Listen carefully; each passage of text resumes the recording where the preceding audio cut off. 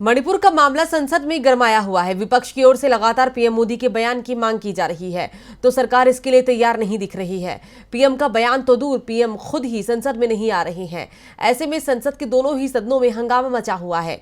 विपक्ष ने पीएम को सदन में लाने के लिए अब अविश्वास प्रस्ताव भी ले आया है, लेकिन इस पर भी कब चर्चा होगी या नहीं होगी, इस पर भी सवाल उठ रहे हैं। इसे लेकर आज कांग्रेस की नाराजगी खुलकर सामने भी आ गई। संसद में विपक्ष ने अविश्वास प्रस्ताव का नोटिस दिया है।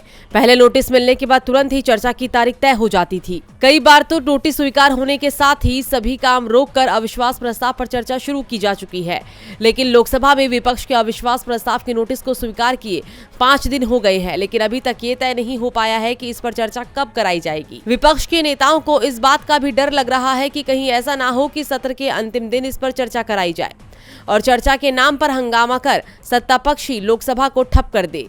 जिस तरह से राज्यसभा में विपक्ष के नेता मल्लिकार्जुन खड़गे को बोलने से रोका गया, वैसा नजारा लोकसभा में भी दिखाई दे सकता है। दरअसल सरकार मणिपुर मामले में चर्चा को सीमित करना चाहती है, जबकि विपक्ष चाहता है कि मणिपुर पर विस्तार से चर्चा हो। लोकसभा में कांग्रेस के नेता अधीर रंजन चौधरी तो इसी को लेकर बीजेपी नेताओं पर बेहद नाराज दिखाई दिए।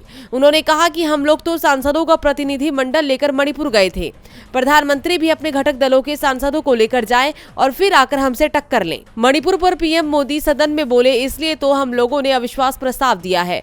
अधीर ने कहा कि जब अविश्वास प्रस्ताव लंबित है तो सबसे पहले चर्चा उस पर होनी चाहिए। हम बिल पर चर्चा को तैयार हैं। दिल्ली वाले बिल पर भी चर्चा हो जाएगी, लेकिन पहले अविश्वास प्रस्ताव पर हो। फिलहाल अभी बीएसी की बैठक के बारे में हमको कोई जानकारी नहीं मिली है कि अविश्वास प्रस्ताव पर सरकार कब चर्चा करा रही है। डीबी लाइव की रिपोर्ट।